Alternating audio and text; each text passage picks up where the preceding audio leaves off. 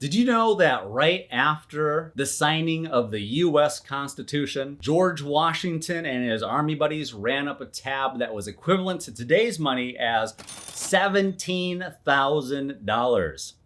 I know you've heard of George Washington Carver, but have you heard of George Washington Party? If you're one of the lucky ones that made it out of the 4th of July with all 10 of your fingers and all 10 of your toes, comment below. All right, welcome back to Getting Sober, ... Again, my name is Jay, and today we are going to talk about our Independence from Alcohol Day. But first, make sure that you are subscribed by hitting the subscribe button down below, and make sure that you have your notification bell turned to all so that you get all of our notifications when we do our live streams. We try to do at least one a week, and whenever we put out new episodes. And then also too, make sure you give this video a big thumbs up, and also too, leave a comment for either me or one of our amazing members in the comment section down below. All right, let's get started with today's topic, which is Independence Day from alcohol. So yesterday was the 4th of July, and if you're watching this in the future and you're thinking about turning this video off, don't, because it's still relevant to you. We talked about in the past finding a specific day, an anniversary, some sort of milestone marker to quit drinking alcohol. A lot of people are faced with having to do it on New Year's Day after completely getting annihilated on New Year's Eve. Or you have a long binging bender of a weekend, and then come Monday, not only do you have to go back to work hungover, but you have to start your sobriety too? I don't know about that. When we talk about in episode 103, preparing for your sobriety journey, or episode number 87, which is the 3 P's for sobriety, which is preparation, practice, and having patience for your sober journey, we want to make sure that we are prepared properly for our sober journey. Not unlike a cross-country road trip or taking a trip to the beach.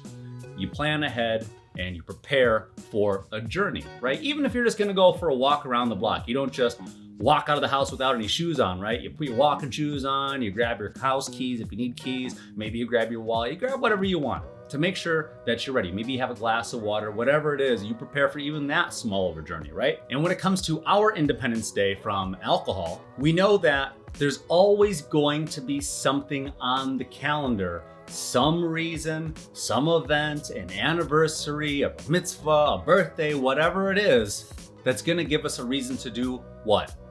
Drink, right?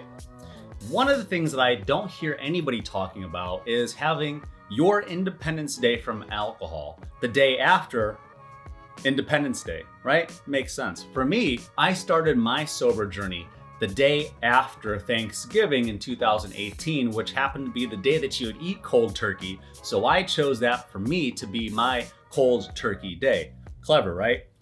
That only lasted for about a month and a half before I ended up falling off the wagon pretty hard. And then I took a long hiatus from this channel. But good news for you and for me and my family and friends and my professional relationships, I am definitely back on the wagon. And I have been here solid and strong for over 8 months and over $5,300 saved to this day. And if you're wondering how I keep track of all of my dollars saved and how many days I've been sober, I always suggest an app that I'm not affiliated with, which is Quitzilla, and it is in the video description down below. It's always down there for both Android and for Apple. So go ahead and check that out maybe after this episode, and you can always backdate your sober date, not just with alcohol too. If you were smoking cigarettes, like I may or may not have, depending if my insurance company's watching this or not. And if it's video games, if it's shopping, if it's pornography, if it's sugar, whatever it is, you can log your sobriety from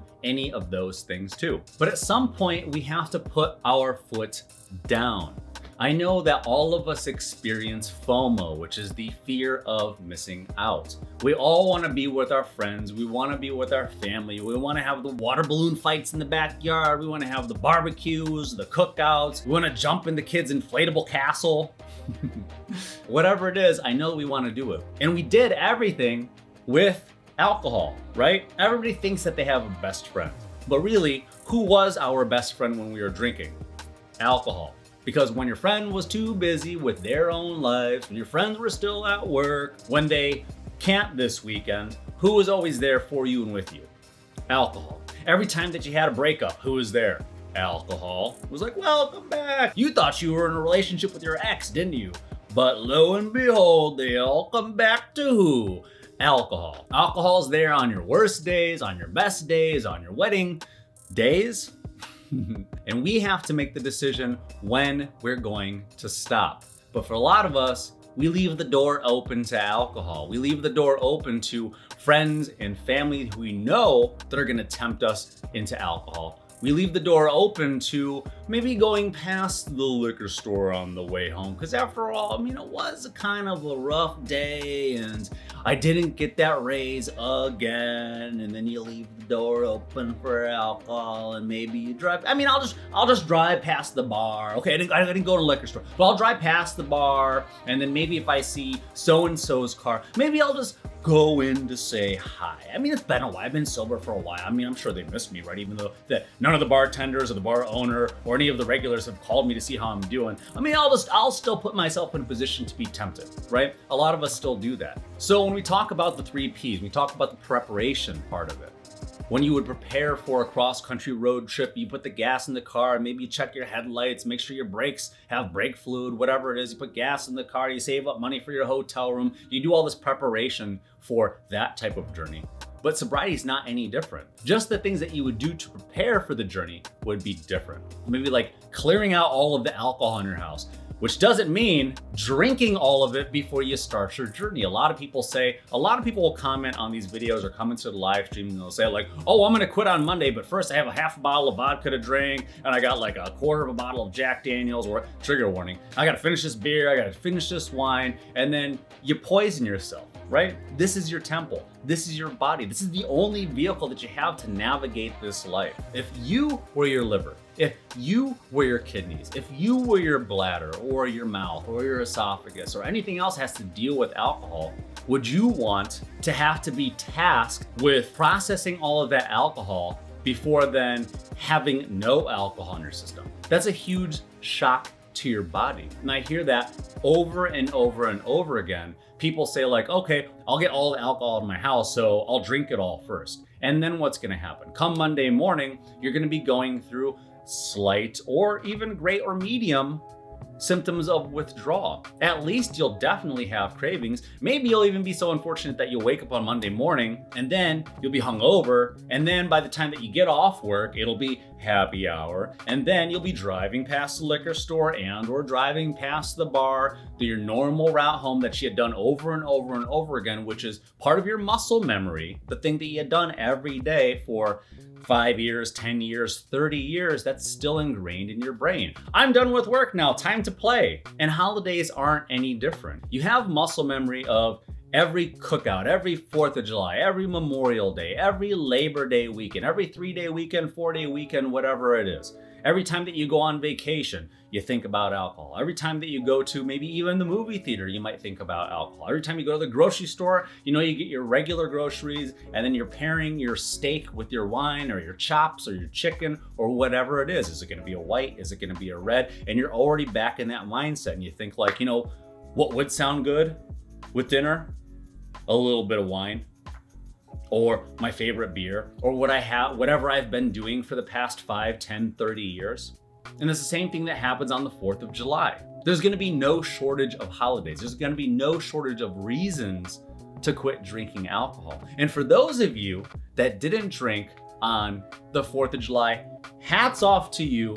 Definitely comment below.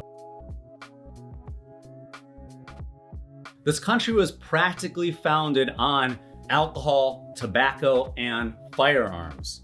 And for some of us, we spent last night with all 3. And if that was you last night, if you gave in to the temptations, nobody's judging you, but you know that you need to make better decisions instead of worse decisions. And one of the things that I dislike the most with regard to people watching this channel or other sobriety channels is they think, oh no, I drank. Oh well, I guess I drink again now. Because who's your worst critic? You are.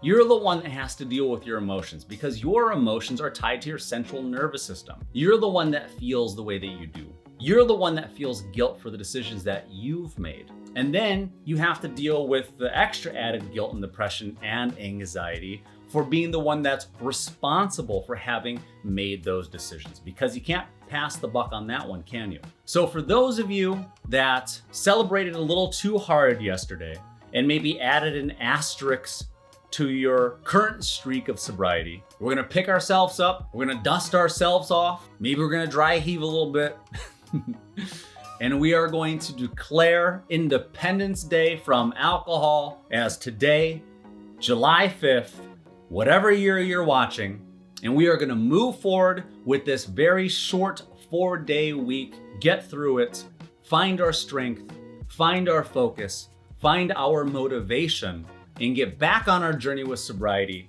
And with that, I want to wish you good luck on your journey, and I will see you in the next video.